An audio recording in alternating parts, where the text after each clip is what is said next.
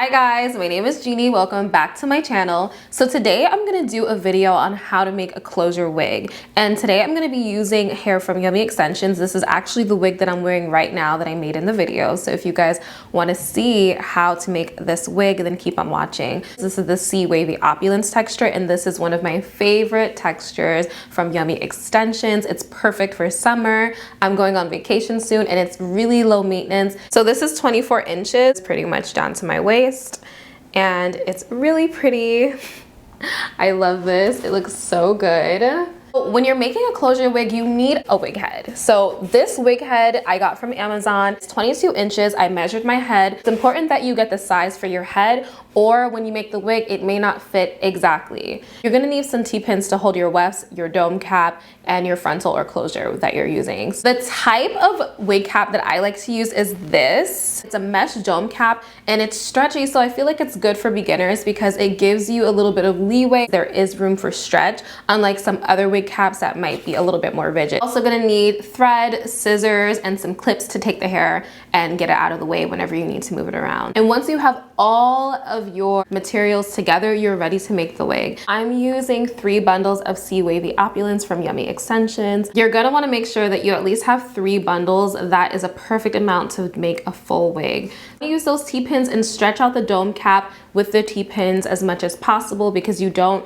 want the wig to be too small when you put it on your head. It is important that you put the closure above dome cap. So you don't want to line it up perfectly. You want it to be a little bit in front. So that lace should come down over the dome cap a little bit. You want to pin your closure down first and then slowly take out the pins as you're sewing. It isn't necessary for you to use a specific sewing technique, but I do like to use the blanket stitch method. But even if you don't want to use that method or don't know how to, you can just go under the weft through the dome cap and just pull through and make sure that it's tight. So let's talk about this first track.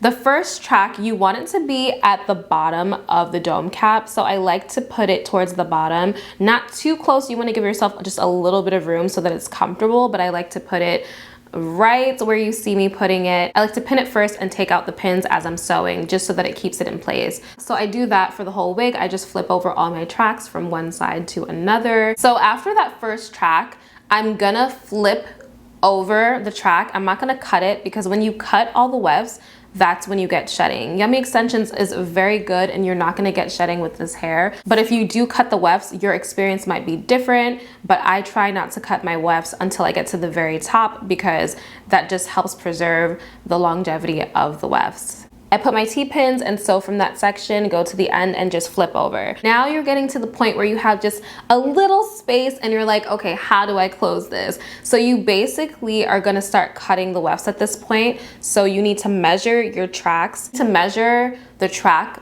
with the open space and then cut at the end of the open space, and that should be the perfect size to fill in those areas. And you just do that until you've come to the very end of the closure, and that piece is going to be right under the closure. So you do want to make sure that you do a really good job sewing around that area and making sure that you're sewing really tight so nothing comes up. So basically you're done now. So yay, you're done. And if you chose the right size wig head, it should fit perfectly. Basically what you want to do is start working on flattening out the wig, because when you first put on your head, it isn't going to look just like mine does right now. It's going to be a little bit more fluffy and maybe a little bit more bulky in places because you need to kind of mold it to shape your head. So I would say this is when you get your flat iron and start making your part and really flattening everything out. And once you do that, things should start looking into place. You can also bleach your knots to make everything look super natural. And because this is an HD closure, I don't really need to bleach my knots to make it look good. So I'm perfectly happy, unbleached and all, with this wig. So I think it came out really good. It's up to you how you want to customize your wig. Added some slight baby hairs on this side and a little swoop in the front. Making a wig, it's sometimes your first time, it's going to be a little bit of trial and error. Just make sure that the wefts aren't too close together. If you make any mistakes, you can always cut and go back in and fix any mistakes that you make. So if this is your first time making a wig, just go for it.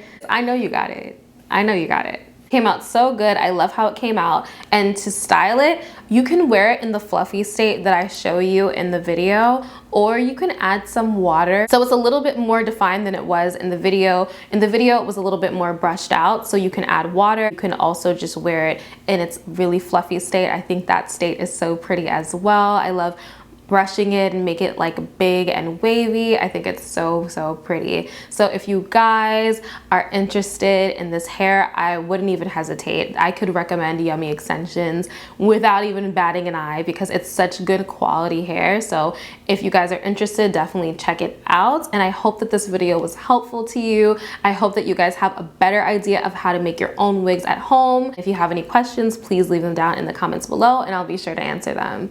And I'll see you guys in the next one. Bye.